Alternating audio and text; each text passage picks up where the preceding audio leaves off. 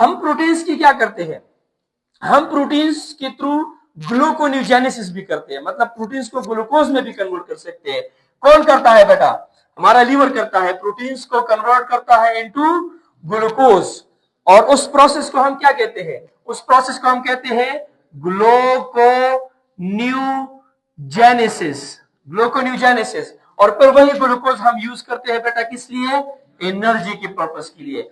उसी प्रोटीन का, हाँ प्रोटीन से भी ग्लूकोज बन सकता है, लिपिड से भी ग्लूकोज। जी प्रोटीनोजेनेसिस तो प्रोटीन्स की सिंथेसिस होगा ना, ये हमारे पास ग्लूकोन्यूजेनेसिस है, ग्लूकोज बन रहा है, the end product is glucose, तो इसको हम ग्लूकोन्यूजेनेसिस कहते हैं। अच्छा, प्रोटीन से हम ट्राइग्लाइसराइड भी बनाते हैं, और वो ट्राइग्लाइसराइड हमारे बॉडी में क्या होगा बेटा, स्टोर होगा। तो एक्सेस प्रोटीन भी हमारी बॉडी में या लिपिड्स में कन्वर्ट होंगे और या कार्बोहाइड्रेट्स में, सॉरी लिपिड्स में कन्वर्ट होंगे या कार्बोहाइड्रेट्स, ठीक है। फैट्स मेटाबॉलिज्म भी होती है हमारे बॉडी के अंदर।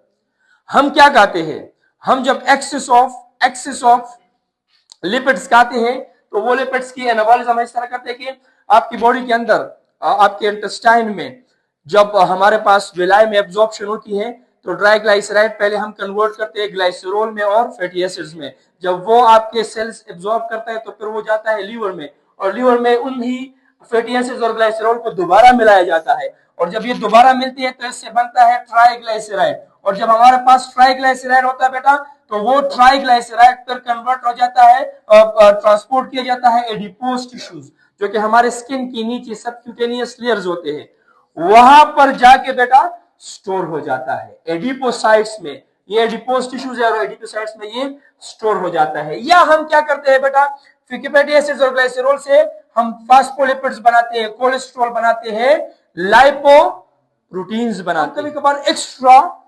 कार्बोहाइड्रेट्स खाते हैं। और जब हम एक्स्ट्रा कार्बोहाइड्रेट्स खाते हैं तो वही कार्बोहाइड्रेट्स कन्वर्ट हो जाता है इनटू लिपिड्स। वो मतलब आप जितना ज्यादा स्वीट खाएंगे ना तो वो आपकी बॉडी के अंदर लिपिड्स में कन्वर्ट होंगे, और वो लिपिड्स आपकी इस तरह एडिपोज टिश्यूज के अंदर स्टोर होगा। कार्बोहाइड्रेट्स भी लिपिड्स में कन्वर्ट हो सकता है, ठीक है ना। अच्छा, चौथा हमारे पास जो फंक्शन है लीवर का वो क्या है बेटा, डिटॉक्सिफिकेशन। डिटॉक्सिफिकेशन दो किस्म की चीजों की करता है, एक एक्सोजीनस है, बाहर से हम लेते हैं अल्कोहल ड्रग्स, एक एंडोजीनस है, हमारे बॉडी के अंदर खुद भी टॉक्सिक चीजें बनती है, लाइक हमारे पास ओल्ड आरबीसीज, डब्ल्यूबीसीज और ब्रोकन सेल्स, ये सारी चीजें भी हमारे पास बॉडी के अंदर टॉक्सिसिटी फैला सकता है। तो इनको भी हमारी बॉडी, हमारी लीवर जो है वो क्या करता है, डिटॉक्सिफाई करता है।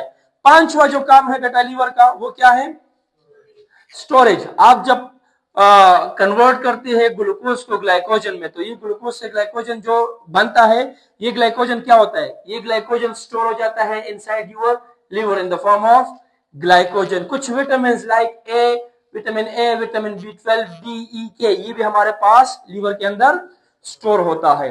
और सबसे जो इंपॉर्टेंट फंक्शन है लीवर का वो है बाइल सिंथेसिस। बाइल आप लोग जानते हैं ना, bile is a mixture, it is a greenish colour का सिक्रीशन होता है जो हमारे पास mucus, water, bile salt, cholesterol, ions, bile pigment, cellular debris, इन सब चीजों का मिक्सचर होता है, कॉम्बिनेशन होता है। यहां पर अगर आप लोग देखें बेटा, ये मैंने यहां पर बनाया है बेटा इस तरह छोटे छोटे लोब्यूल्स।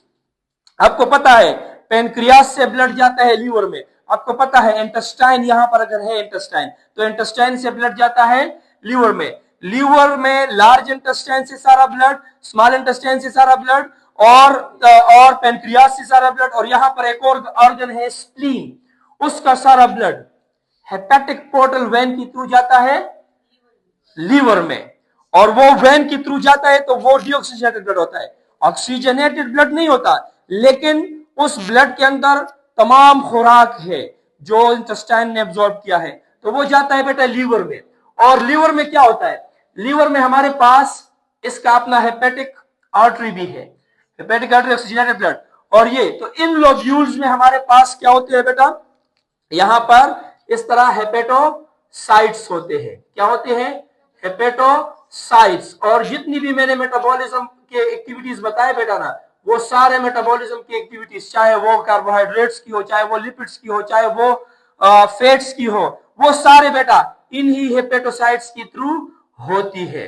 और यहां पर हमारे पास ऑक्सीजनेटेड और डीऑक्सीजनेटेड ब्लड मिल जाता है, उसमें वो सारा चीज मिक्स हो जाता है। और यहां पर इस वेन के थ्रू पर ये सेंटर में जो मैंने बनाया है ना, दीज आर वेन्स, और ये मेजर वेन्स हमारा ये ब्लड पर ले जाता है कहां पर, हार्ट में।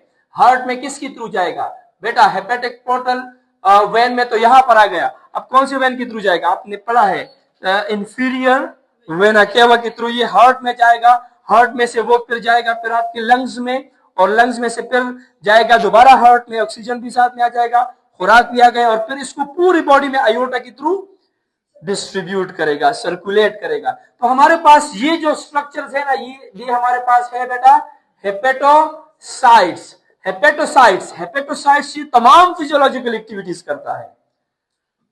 इंसुलिन भी यहां पर है, ग्लूकागॉन भी यहां पर है, लाइपोजेनेसिस भी यहां पर होती है, हमारे पास लाइपोलाइसिस भी यहां पर होती है, ग्लाइकोजेनेसिस भी होती है, ग्लाइकोजिनोलाइसिस भी होती है। ये सारी चीजें यहां पर इस हेपेटोसाइट्स के अंदर होती है। साथ में ये बाइल भी सिंथेसाइज करता है। बाइल जो इन सब चीजों का मिक्सचर है वो भी यहां पर बनता है। और जो हमारे पास राइट लोब है, this is what, this is left lobe. ये जो लेफ्ट लोब है इसका, और ये जो हमारे पास राइट लोब है इसका, हमारे पास ये सारा बाइल